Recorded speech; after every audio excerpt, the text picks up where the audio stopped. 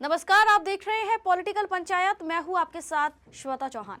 हाल ही में supreme court ने Rajasthan high court के उस फैसले को बरकरार रखा है जिसमें हाई कोर्ट ने कहा था कि अगर कोई व्यक्ति रिजर्व्ड कैटेगरी का होकर कट ऑफ से ज्यादा मार्क्स लाता है तो उसे शॉर्टलिस्टिंग के दौरान जनरल कैटेगरी का ही माना जाएगा। और इसे लेकर जो अपील डाली गई थी उसे जस्टिस दीपांकर दत्ता और ऑगस्टीन जॉर्ज मसीही की बेंच ने खारिज कर दिया है। दरअसल सुप्रीम कोर्ट में 18 सितंबर 2023 के राजस्थान हाई कोर्ट के इस फैसले के खिलाफ दलील दी गई थी और कहा गया था कि इससे आरक्षित वर्ग के उम्मीदवारों को डबल बेनिफिट मिल जाएगा, जिस पर सुप्रीम कोर्ट ने साफ किया कि जनरल या ओपन कैटेगरी कोई आरक्षित कोटा नहीं है। यह सभी उम्मीदवारों के लिए केवल मेरिट के आधार पर खुली होती है। अब इस पूरे मामले की बात करते हैं, जिसकी शुरुआत साल 2022 में अगस्त महीने में हुई, जब राजस्थान हाईकोर्ट की भर्ती प्रक्रिया में जूनियर जुडिशियल असिस्टेंट और क्लर्क ग्रेड सेकंड के 2756 पदों की भर्ती निकाली गई थी। इस एग्जाम में 300 मार्क्स का रिटन टेस्ट होना था और 100 मार्क्स का कंप्यूटर बेस्ड टाइपिंग टेस्ट। नियम के अनुसार हर श्रेणी में वैकेंसीज के 5 गुना कैंडिडेट को रिटन टेस्ट के आधार पर टाइपिंग टेस्ट के लिए शॉर्टलिस्ट किया जाना था। मई 2023 में रिजल्ट आया, जिसमें पता चला कि एससी, ओबीसी, एमबीसी और ईडब्ल्यूएस जैसे आरक्षित श्रेणियों की कट ऑफ जनरल कैटेगरी से ज्यादा थी, जिसकी वजह से कई ऐसे रिजर्व्ड कैटेगरी के उम्मीदवार जिन्होंने जनरल कैटेगरी की कट ऑफ से ज्यादा मार्क्स हासिल किए थे, अपनी कैटेगरी की कट ऑफ से कम अंक होने के कारण शॉर्टलिस्ट नहीं हो पाए।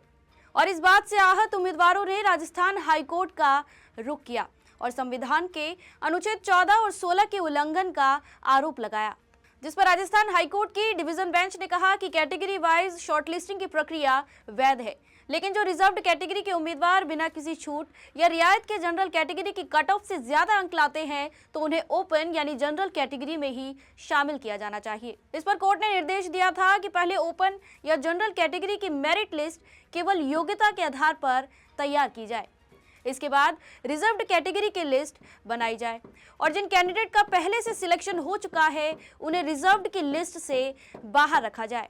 इसके साथ ही हाईकोर्ट ने गलत तरीके से बाहर किए गए उम्मीदवारों को टाइपिंग टेस्ट में शामिल होने का भी मौका दिया था। जब राजस्थान हाईकोर्ट ने यह फैसला दिया तो इस पर सवाल उठे और मामला सुप्रीम कोर्ट पहुंचा, जिसमें दलील दी गई कि आरक्षित वर्ग के उम्मीदवारों को डबल बेनिफिट मिलने जैसा है। और इसी पर अब सुप्रीम कोर्ट ने अपने फैसले से ये साफ कर दिया कि जनरल या ओपन कैटेगरी कोई आरक्षित कोटा नहीं है। ये सभी उम्मीदवारों के लिए केवल मेरिट के आधार पर खुली होती है। सुप्रीम कोर्ट के बेंच ने आगे कहा कि केवल एप्लीकेशन फॉर्म में रिजर्व्ड कैटेगरी लिख देने से कोई कैंडिडेट रिजर्व पोस्ट पा लेने का हकदार नहीं हो जाता।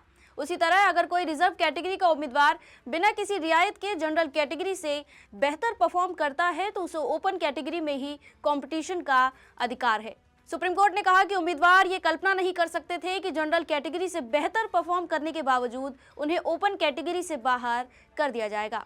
कोर्ट ने इंदिरा साहनी बनाम भारतीय संघ 1992 और आर.के. सभरवाल बनाम पंजाब राज्य 1995 के फैसले का हवाला देते हुए दोहराया कि हाई मेरिट हासिल करने वाले रिजर्व कैटेगरी के कैंडिडेट को केवल उनकी जाति या श्रेणी के आधार पर समान अवसर से वंचित नहीं किया जा सकता। इसके साथ ही कोर्ट ने कहा कि ओपन का मतलब ही होता है खुला। ओपन या जनरल पद किसी भी जाति, वर्ग या श्रेणी के लिए आरक्षित नहीं होते हैं।